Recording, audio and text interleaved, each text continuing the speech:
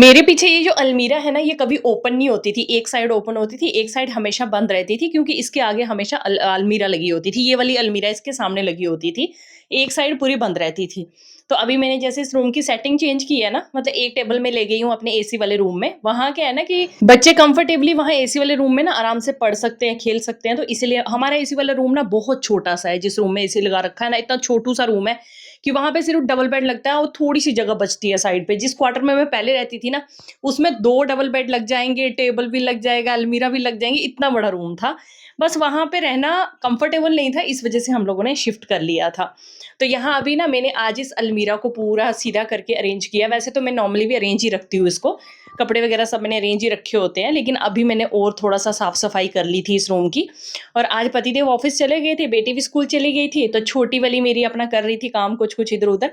तो मैंने सोचा ना मैं थोड़ा-सा ये एरिया जो है इसको क्लीन करती हूँ। जितने भी मेरी ये नलकियों का डिब्बा था, इसमें सारे धागे बीच-बीच में उलझ जाते हैं। टाइम ही नहीं मिलता है, चीज़ें ऐसे बिखरी-बिखरी पड़ी रहती हैं। तो बस मैं आज लगी थी, मैंने कहा जितनी भी ये धागे हैं ना, ये सारे निकाल के नलकियों को अच्छे से पूरे जितनी भी ये रील हैं सबको, अच्छे से मैं ना अरेंज करके रखती हूँ। तो यहाँ पे मैंने सारे धागे निकाल के कट करके रख दिए थे। तो कल मैंने बड़े सारे कपड़े धोए थे जिसमें से कुछ कपड़े सूख गए थे और कुछ गीले थे। अभी जैसे कभी भी बारिश आ जा रही है, कपड़े पूरी तरह से सूख ही नहीं रहे हैं। तो मैंने ना ये कपड़े सूखने डाले थे। इनमें से अभी कुछ नहीं सूखे थे, लेकिन जो सूख गए थे वो मैं अंदर ले आई थी। और आज ना मैं ये वाले जो मैंने रुमाल कट किए थे, आई थिंक मैंने 3-4 दिन पहले व्लॉग में बताया था कि ये वाले रुमाल में कुशाग्री की जो खाना है ना उसको पैक करने के लिए बनाती हूँ। जो लंच बॉक्स लेके जाती है ना, उसके लिए मैं ये रुमाल बनाती हूँ। इसी में पैक करके देती हूँ मैं अपनी बेटी को खाना। मैं कोई भी पेपर, फॉइल पेपर कोई भी कुछ भी यूज़ नहीं करती हूँ, बटर पेपर कोई भी चीज़ नहीं यूज़ करती हूँ। तो यहाँ पे मैंने ये जो रुमाल हैं इनको मैंने स्टिच कर लिया था अच्छे से, और करने के बाद इनको मैंने धो के किचन में रख दिया था। आफ्टर दैट मैंने अपने बाल खोले।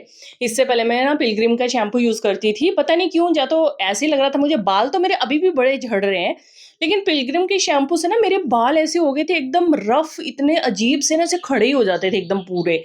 अजीब से ऐसे रफ़ टच करके ही लगता था। और जब मैं लॉरियल के शैम्पू दोबारा यूज़ करने लगी हूँ, अब मेरे बाल ना थोड़े से सॉफ्ट हो गए हैं।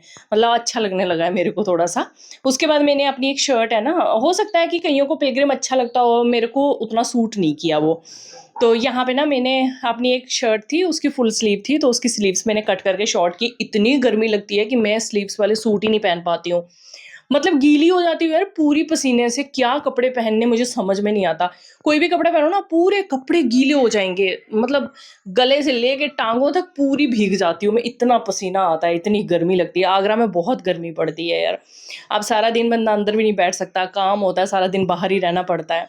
तो यहाँ पे मेरे ना अचार वाला डिब्बा, आज सुबह क्या हुआ, ये बड़े वाले डिब्बे में अचार है ना, ये 2 किलो जो मैंने पहले डाला था, ये वो वाला अचार है। थोड़े दिन पहले, 1 महीना पहले डाला था ये। जो 5 किलो मैंने उसके बाद डाला है। तो मैंने ये अचार जब बनाया था ना, तो मैंने इसी में रखा था, तो हम इसी से निकाल-निकाल के खा रहे थे। और सुबह क्या हुआ, ये डब्बा ढक्कन से उठाया, तो खुला रखा हुआ था, किसी ने मुझे पता ही नहीं चला, और नीचे गिरा, तेल सारा निकल गया बीच से। मैंने कहा ये तो काम खराब हो जाएगा, वैसे अचार पूरा बच गया, थोड़ा-सा तेल निकल के नीचे गिर गया।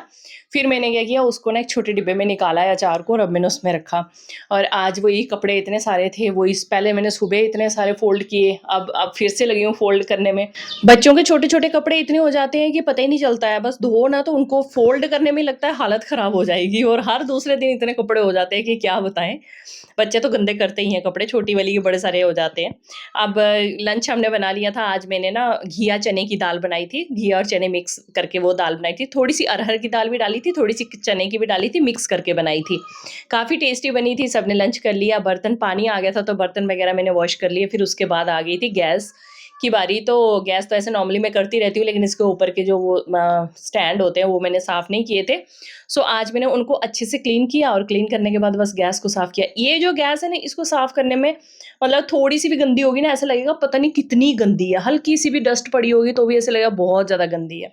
तो बस यहाँ मैंने गैस को साफ़ कर लिया था, उसके बाद ये साबुन की डिब्बी, इसके आस-पास का एरिया जो कि डेली दिन में 3-3 4-4 बार क्लीन होता ही होता है। और बस पानी आता है तो फिर मैं सोचती हूँ जितनी देर पानी आ रहा है सारी चीज़ें अच्छे से क्लीन हो जाएँ। और ये बेल है, और बेल का जूस वगैरह बनाएँगे इसका, तो मैंने धो के इसको भी रख लिया। और यहाँ पे हमारा गैस जो वो पूरा क्लीन हो गया है, और बस अब मैं थोड़ी देर को 10 मिनट के लिए और काम कर रही थी। उसके बाद फिर मैंने मूँगफली भूनी और साथ में ही चाय बनाई थी थोड़ी-सी। पतिदेव और हम सब ने खाई। ये मूँगफली जो है मिक्सचर लाई हुई थी, उसके बीच में ये मूँगफली भून के डाली मैंने, काफ़ी टेस्ट आ रहा था।